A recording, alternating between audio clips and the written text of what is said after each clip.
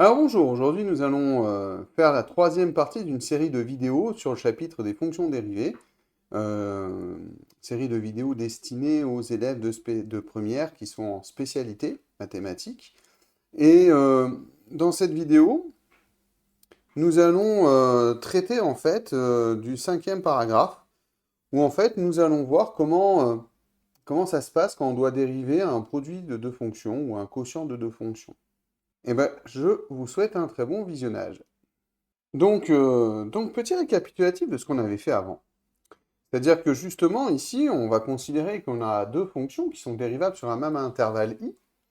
Et finalement, dans la vidéo précédente, enfin dans les vidéos précédentes, nous avions par exemple démontré que la fonction u plus v était aussi dérivable sur l'intervalle i. Et d'ailleurs, ben, c'était très simple en fait de calculer la dérivée d'une somme. C'est en fait la somme des dérivées. Et de la même manière, si on avait k qui est désigné un nombre réel, eh ben, la fonction k fois u, elle était aussi dérivable sur i, et sa dérivée, c'était égal à k fois la fonction dérivée de u. Donc on se rend compte que ces deux formules, elles sont assez intuitives. Et si on n'est pas au courant, et qu'on regarde en fait un produit de deux fonctions dérivables sur un intervalle i, alors intuitivement on a envie de dire que c'est dérivable, que le produit est dérivable aussi sur cet intervalle i, mais on aurait envie de se dire bah, que du coup, la dérivée du produit, c'est le produit des dérivés. Alors, on va prendre un exemple très simple. On avait vu la fameuse fonction f, qui est la fonction qui a x associe x au carré. C'est une des premières fonctions que l'on a vues, et on avait démontré qu'elle était dérivable sur R, et dont la fonction dérivée, c'était la fonction f' qui a x associe 2x. Alors, pourquoi je considère cette fonction? Bah, parce que cette fonction-là, finalement, vous pouvez vraiment la voir comme étant un produit de deux fonctions. Alors, qu'est-ce que ça veut dire d'être un produit de deux fonctions? Bah, ça veut dire qu'en fait, à x, finalement, c'est quoi u fois v? C'est à x, vous allez associer le produit u de x fois v de x, tout simplement. C'est ça, en fait, la fonction u fois v. Et là, finalement, on peut se rendre compte que finalement, x au carré, on peut le voir comme un produit de deux fonctions. Où la fonction u, c'est la fonction qui a x associe x, tout simplement, et où la fonction v, c'est la fonction qui a x associe x. J'aurais pu même dire que c'était de la forme u au carré, ou u fois v avec u égale la fonction v. Bon, alors pourquoi je dis ça? Bah parce que ici, c'est assez facile de se rendre compte que ces deux fonctions, qui sont en réalité qui sont la même fonction, mais sont des fonctions affines, et je vous rappelle que la dérivée d'une fonction affine, c'est une fonction constante qui est égale à la pente. Et donc, si je regarde ce que ça vaut u' de x fois v' de x, ben je me rends compte que ça vaut 1 fois 1. Dit autrement, la fonction u' fois v', c'est la fonction qui a x associe 1. Et on se rend compte que du coup, eh ben, u' fois v', ici, ça n'est pas égal en fait à la dérivée de la fonction f, puisque normalement, la dérivée de cette fonction carrée, ça devait être la fonction 2x. Donc on voit bien sur cet exemple, sur ce contre-exemple, que f' est différent de u' fois v'. Et donc finalement, ça ne se passe pas si facilement que ce que l'on aurait pu l'imaginer. Donc ce qu'il faut bien comprendre, c'est qu'on n'a pas le fait que la dérivée d'un produit, ce soit le produit des dérivés.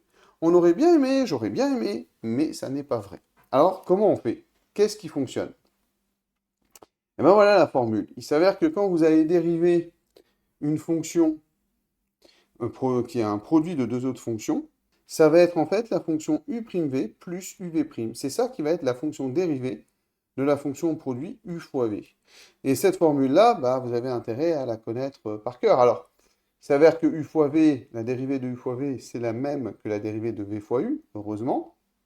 Donc ici, il n'y a pas trop c'est pas très grave si vous voulez, si vous apprenez u'v plus uv', ou si vous apprenez uv' plus u'v. Vous pouvez l'apprendre dans les deux sens. Je vous conseille quand même de l'apprendre d'ores et déjà dans ce sens-là, pour une raison, c'est une autre propriété. On va voir que ça va nous faciliter pour l'apprentissage de la formule d'un quotient, de u sur v. Voilà, donc c'est cette formule-là, et ce qu'il y a aussi derrière ce théorème, c'est qu'on nous affirme que si U et V sont toutes les deux dérivables sur un même intervalle I, alors le produit est aussi dérivable sur ce même intervalle I.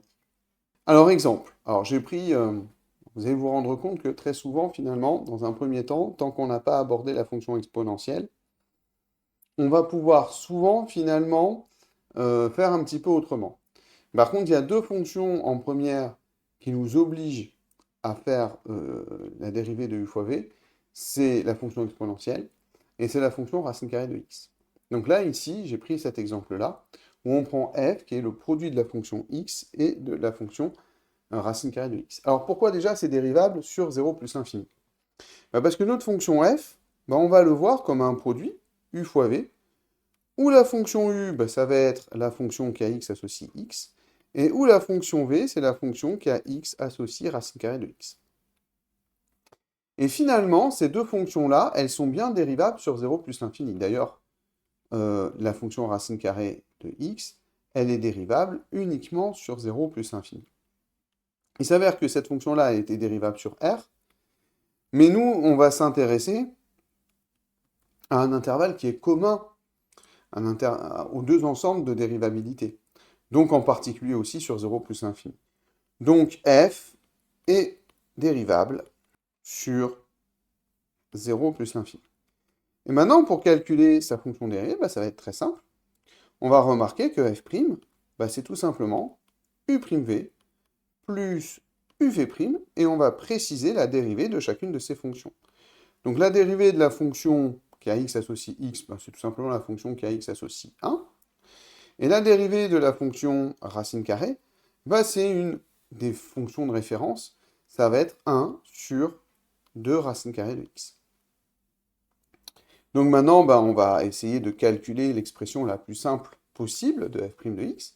On va prendre x justement dans l'intervalle 0 plus l'infini.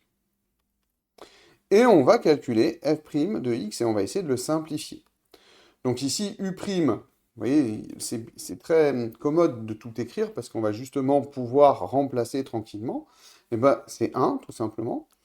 La fonction v, c'est la fonction racine carrée de x, pas de problème. Plus la fonction u, c'est x, fois la dérivée de la fonction v, c'est 1 sur 2 racine carrée de x. Alors, c'est déjà très bien si vous arrivez à faire ça. Par exemple ici, si vous dites que c'est racine carrée de x plus x sur 2 racines carrées de x, honnêtement, déjà, bravo à vous d'arriver à trouver cette expression. Et dans la pratique, en fait, ça va suffire, parce que ce qui nous intéresse souvent, c'est le signe. Or là, x, il est strictement positif. Si vous regardez, f', c'est une somme de deux réels strictement positifs, donc elle est strictement positive. En réalité, cette expression, elle est déjà, elle se suffit déjà à elle-même. Néanmoins, on va essayer quand même de voir que c'est bien égal à 3 demi fois racine carrée de x. Alors, la grande astuce, c'est de remarquer que comme x est strictement positif, vous pouvez écrire x comme étant racine carrée de x au carré, si vous préférez. Mais donc, c'est racine carrée de x fois racine carrée de x. Ce qui implique que x sur 2 racines carrées de x, on peut le voir comme racine carrée de x fois racine carrée de x sur 2 racines carrées de x. Et on va pouvoir simplifier au numérateur et au dénominateur un terme en racine carrée de x. Donc autrement dit, notre x sur 2 racines carrées de x, en fait, c'est un racine carrée de x sur 2. Donc finalement, on obtient que f' de x, c'est égal tout simplement à racine carrée de x, plus 1 demi de racine carrée de x, et donc en factorisant, on obtient 1 plus 1 demi fois racine carrée de x, et ça fait bien 3 demi de racine carrée de x. Donc, l'expression que j'avais donnée, qui est encore plus simple, était bien juste, est bien vérifiée.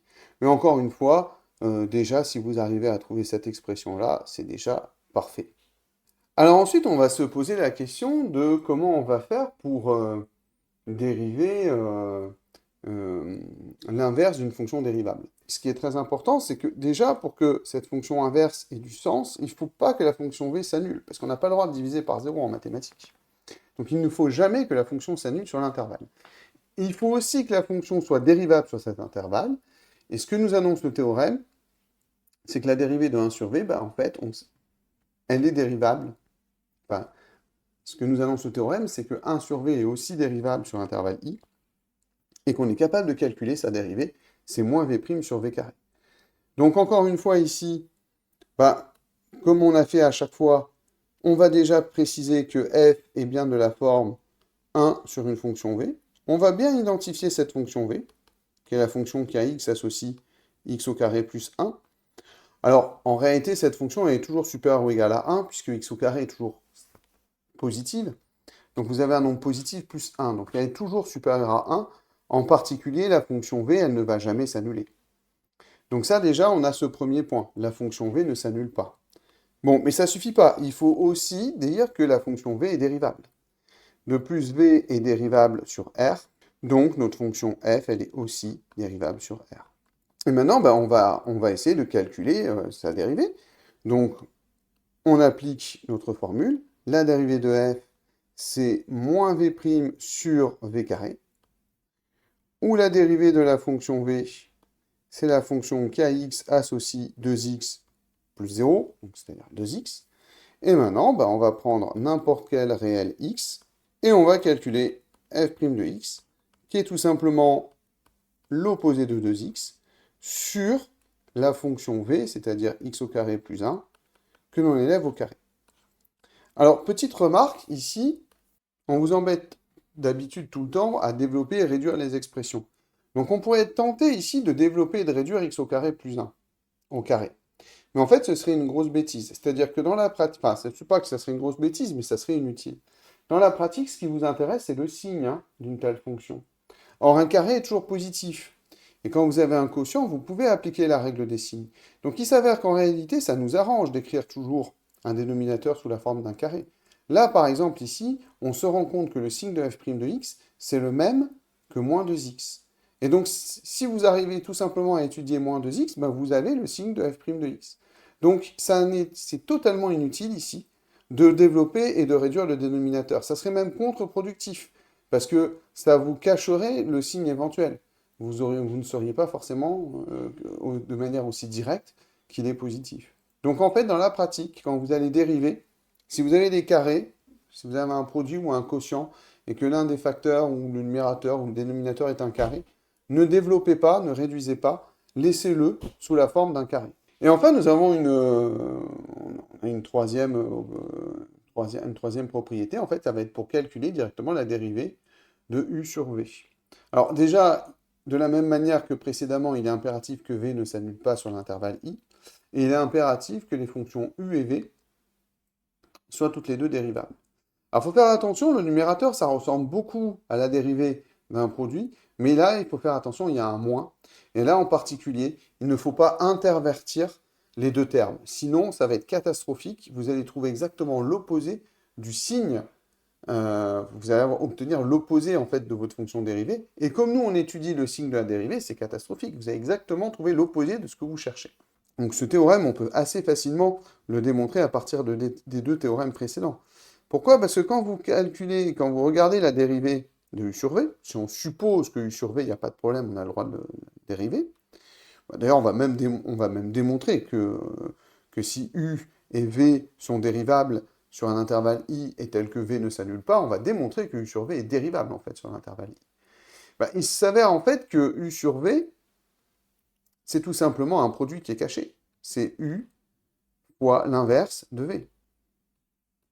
Et donc, si u est dérivable, vous avez ce premier facteur qui est dérivable, et si le deuxième facteur 1 sur v est dérivable, donc vous le voyez comme un produit de deux fonctions dérivables. Et finalement, c'est quoi? Ça va être la dérivée du premier facteur fois le second facteur, qui est 1 sur v, plus le premier facteur fois la dérivée du second facteur. Et il s'avère que la dérivée de 1 sur v, c'est moins v' sur v carré. Qu'est-ce qu'on a envie de faire quand déjà, on va essayer d'écrire ça sous la forme de quotient. C'est u'v moins uv' sur v carré. Et de manière assez intuitive, on a envie de mettre au même dénominateur. Donc là, le dénominateur commun, il est tout trouvé. Ça va être v au carré, tout simplement. Et vous voyez qu'on retrouve finalement la formule qui est donnée. Donc là, vous avez une petite idée de la démonstration, qui est en réalité une combinaison des deux théorèmes précédents, des deux propriétés précédentes. Bon, ben, ultime exemple d'utilisation. Eh ben, on est reparti pour dire qu'on a f qui est cette fois-ci de la forme d'un quotient u sur v. On va préciser que la fonction u est une fonction affine qui a x associe 2x moins 3, que la fonction v, c'est la fonction affine qui a x associe x plus 4. Et donc, ces deux fonctions u et v sont affines, et elles sont donc dérivables sur R. Et après, il faut faire attention, il ne faut pas que la fonction v s'annule. Or, la fonction v, elle s'annule en moins 4. X plus 4, ça vaut 0, quand x vaut moins 4.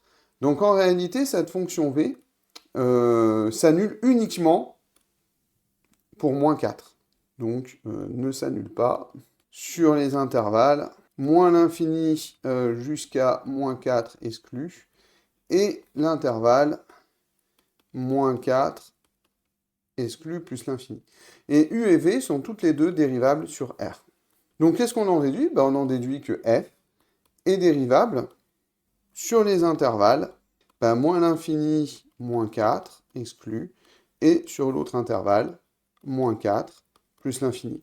Ce qui sont en fait les deux intervalles maximaux sur lesquels on aurait pu définir la fonction f. Alors on pourrait aussi dire que f est dérivable sur R privé de moins 4. Ça peut être aussi une manière plus rapide d'expliciter l'ensemble de dérivabilité de la fonction f. Et enfin, on va calculer la dérivée, donc soit x dans R, et enfin on va calculer la fonction dérivée, tout simplement f' ici, alors attention à la formule, c'est u'v moins uv' divisé par v carré, où la dérivée de la fonction u, c'est tout simplement la dérivée de la fonction affine qui a x associe 2x moins 3, donc c'est une fonction constante qui vaut 2, et où la dérivée de la fonction v, c'est la dérivée de la fonction affine x plus 4, donc la dérivée c'est la fonction constante qui vaut 1. Donc on n'a plus qu'à remplir ça, soit x dans R privé de moins 4, f' de x, ça va être égal à 2 fois la fonction v, donc 2 fois x plus 4. Attention à bien mettre les parenthèses, il y a des priorités opératoires. Si vous ne mettez pas ces parenthèses, en fait, il n'y aurait que le x qui serait multiplié par 2. Je vais bien mettre le quotient. Et ensuite, qu'est-ce qu'on a? Moins u, donc 2x moins 3. Pareil, bien mettre les parenthèses, fois v'. Alors, c'est pas seulement pour la multiplication par 1, parce que finalement, là, l'oubli des parenthèses n'aurait pas été dramatique, mais c'est pour le moins qu'il y a ici, qui a devant la parenthèse, il faudra faire attention au signe. Sur v au carré, donc x plus 4 au carré. Bon, on va réduire cette écriture, par contre, le dénominateur, on ne va jamais le développer, le réduire. On est très content d'avoir un carré. La raison est très simple, c'est que notre objectif, de manière générale, c'est d'étudier le signe. Donc quand vous avez un carré, c'est positif, il n'y a rien à faire. Par contre, là, on va développer et on va réduire le numérateur. Donc ici, on va obtenir 2x plus 8, moins 2x, et attention, moins 3, plus 3. Et vous allez voir que les termes en x se simplifient. Et donc, qu'est-ce qu'on obtient finalement? On obtient que f' de x, ça va être 11 sur x plus 4 au carré. Et d'ailleurs, je vais peut-être en profiter pour finir en étudiant les variations de cette fonction. Ici, on s'aperçoit que finalement, f', c'est un quotient de 2 positifs. Donc, si j'essaie de faire un tableau, donc on étudie notre fonction de moins l'infini à plus l'infini, on a moins 4, on va voir qu'il y a quelque chose de particulier qui se passe en moins 4. On a le signe de f' de x, et on va avoir les variations de f. Alors, quelque chose qui est très important, et c'est tellement important que moi je vous conseille de le faire en tout premier, c'est que ici, moins 4, c'est une valeur où ni la fonction f, ni la fonction f' ne sont définies. Et quand on a une valeur interdite, dans un tableau de variation, on met une double barre. Moi, souvent, j'appelle ça un parpaing. Et il faut le faire en priorité, ça veut dire qu'ici, ça serait une erreur de dire par exemple que f' de moins 4, ce serait 0. Ça n'a aucun sens. Ou f de moins 4, ce serait... ça n'est pas défini, ça n'a pas de sens. Donc on met cette double barre pour bien préciser que ça n'est pas défini. Et là, qu'est-ce qu'on vient de faire? On vient de démontrer que le nombre, que la fonction dérivée à chaque fois était positive. Et donc on a démontré que la fonction f était croissante sur l'intervalle moins l'infini à moins 4, et croissante sur l'intervalle moins 4 à plus l'infini. Bon, globalement, ça va être représenté par une hyperbole, hein. Typiquement, ce type de situation. On pourrait essayer de regarder de vérifier en regardant en fait la courbe représentative de la fonction f. Et donc en effet, par exemple, j'ai rentré cette fonction dans la calculatrice et je vais regarder un petit peu l'aspect de sa courbe représentative. Et effectivement, on constate que c'est une fonction qui semble bien croissante sur l'intervalle moins l'infini, moins 4. Alors on pourrait peut-être même prendre un petit peu de recul sur la courbe. Voilà, vous voyez. Donc on a bien, comme je l'avais annoncé, une hyperbole.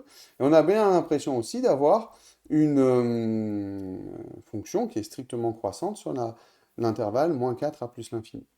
Bon, notez bien que par exemple, c'est faux ici de dire que la fonction serait strictement croissante sur R privé de moins 4. Parce que si vous prenez, je vais réutiliser mon petit outil trace, si vous prenez par exemple l'image de moins 10 par exemple, et bien on observe que c'est environ 3,83, d'accord? Et si on regarde l'image de 10, on observe que c'est 1,21. Donc moins 10 c'est plus petit que 10, mais l'image de moins 10 est plus grande que l'image de 10. Comment c'est possible? C'est parce qu'en réalité, quand vous parlez d'une fonction qui est strictement croissante, il faut en fait étudier ça sur un intervalle et pas sur un regroupement de deux intervalles. Et c'est exactement ce qui se passe. C'est d'où l'intérêt justement de bien préciser notre fameux double barre, notre par-pas, pour bien préciser que ce sont deux morceaux qui n'ont rien à voir. Et globalement, le morceau de droite, il est en dessous le morceau de gauche. Donc bien qu'à gauche, vous soyez strictement croissant et qu'à droite, vous soyez strictement croissant, le morceau de gauche est quand même au-dessus du morceau de droite. Et donc ça démontre qu'on ne peut pas dire que cette fonction f est strictement croissante sur R privé de moins 4. Ce qui est juste, par contre, c'est de dire qu'elle est strictement croissante sur l'intervalle moins l'infini à moins 4 exclu, et qu'elle est strictement croissante sur l'intervalle moins 4 exclu plus l'infini. Donc voilà, cette vidéo est terminée, j'espère qu'elle t'aura été instructive. Il nous reste à traiter d'une opération particulière, la composition, et dériver une fonction composée. Ça fait partie des choses importantes pour l'entrée en terminale, et ça fera l'objet d'une prochaine vidéo sur la chaîne. Eh ben, bon travail, à bientôt!